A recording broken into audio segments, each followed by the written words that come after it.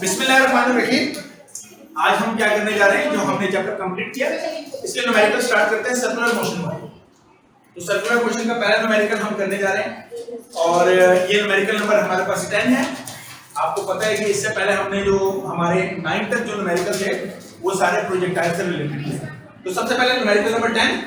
सो मेरे ख्याल आप लोग रेडी हैं, क्विकली मैं स्टार्ट करता हूं। देखिए page number 133, that is on page 133, question number है मेरे पास 10, जिसमें मुझसे कह रहा है a car is traveling on a flat circular track। एक सर्कुलर ट्रैक है, उसके ऊपर एक कार क्या कर रही है, मूव कर रही है ऑफ रेडियस 200 मीटर, जिसका रेडियस कितना है, तो मैंने लिख दिया 200 मीटर रेडियस है। एट 20 मीटर पर सेकंड किस वेलोसिटी से मूव कर रही है, 20 मीटर पर सेकंड का मैग्नीट्यूड है उसका। एंड हैज सेंट्रीपिटल एक्सेलरेशन, खुद उसने लिखा हुआ है इसी तरीके से AC और लिखा है 4.5 metre per second square. Okay, कह रहा है ए पार्ट में कह रहा है the mass of the car is 1000 kg। A part के अंदर कह रहा है कि कितना मास है, 1000 kg अगर उसका मास है। So what frictional force is required to provide the acceleration. तो हमें वो कह रहा है कि आप बताइए frictional force that provide acceleration। कौन सी acceleration, सेंट्रीपिटल एक्सेलरेशन। अब देखो मैं यहाँ पे इसका सॉल्यूशन कर रहा हूँ क्योंकि न्यूमेरिकल का दूसरा हिस्सा है। एक बड़ा सीधी सी बात है, हमारा कॉन्सेप्ट बिल्कुल क्लियर है। जब कभी हमें फोर्स देगा तो force produce acceleration. Agree? Newton second law हम जानते हैं कि फोर्स जहां कहीं होती है वो क्या प्रोड्यूस करती है, एक्सेलरेशन। अगर वो मुझे कह रहा है कि मेरी बॉडी सेंट्रीपिटल एक्सेलरेशन से मूव कर रही है, तो ये अगर सेंट्रीपिटल एक्सेलरेशन है तो ये फोर्स भी कौन सी होगी, सेंट्रीपिटल फोर्स होगी। एग्रीड?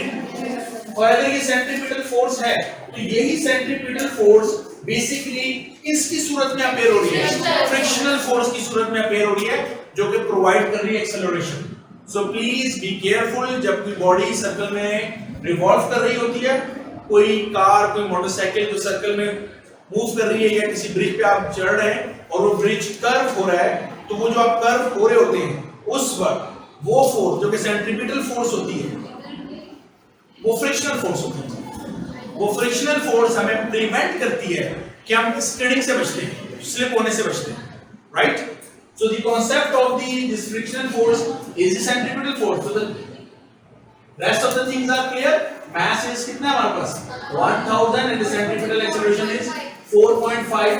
सो नाउ दिस मैं इसको लिख देता हूं फ्रिक्शनल फोर्स। ओके, तो ये फ्रिक्शनल फोर्स मेरे पास कितनी हो जाएगी, 4500 and the unit is Newton's.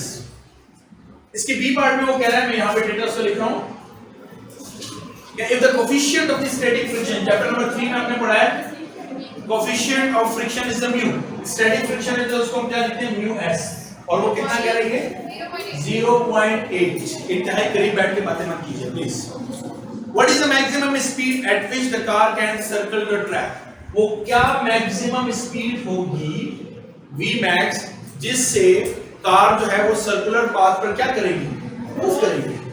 अच्छा अब यहाँ पर एक बात देखिए, बी पार्ट में अगर मैं सॉल्यूशन कर रहा हूं, मुझे बताइए अगर मैं इसी सेंट्रीपिटल फोर्स का फार्मूला यूज करता हूं तो MAC और सेंट्रीपिटल एक्सेलरेशन का हमने डेरिवेशन की थी v²/r। एग्रीड? ऐसा है। ये वेलोसिटी मैक्स मालूम करने को कह रहा है कि मैक्सिमम वेलोसिटी बताइए। तो इस वक्त फोर्स क्या होगी हमारे पास, सेंट्रीपिटल फोर्स, वो ये तो हमने मालूम कर लिया, लेकिन इस दफा वो कह रहा है कि आप कोएफिशिएंट ऑफ फ्रिक्शन को इंक्लूड कीजिए। तो मुझे इसको मैं क्वेश्चन नंबर 1 का नाम दे देता हूं। मुझे ये फोर्स बेसिकली मालूम करनी है, और किससे मालूम करनी है, जो कोएफिशिएंट ऑफ फ्रिक्शन से रिलेट कर रही है।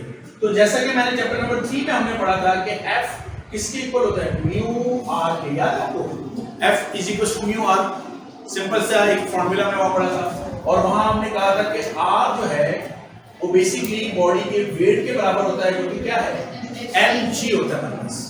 तो मैं इस इक्वेशन को F is equal to mu mg लिख सकता हूं। एग्रीड?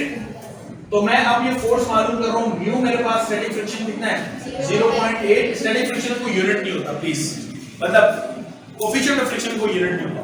और मास मेरे पास कितना है 1000 और जी मेरे पास कितना है 9.8। चाहूं तो ये पूरी फोर्स यहां पुट कर दूं या पहले इसकी वैल्यू निकाल लूं और फिर यहां पुट कर दूं, व्हाटएवर। अगर आपने निकाल ली value 7840 newton. So equation number 1 implies that यहां फोर्स की जगह पे मैं क्या पुट कर रहा हूं 7840 is equal to, now this mass is again 1000 and V max इस पे स्क्वायर रूट जो मालूम करना है divided by r, radius is 200 metre, जिससे वो मूव कर रहा है।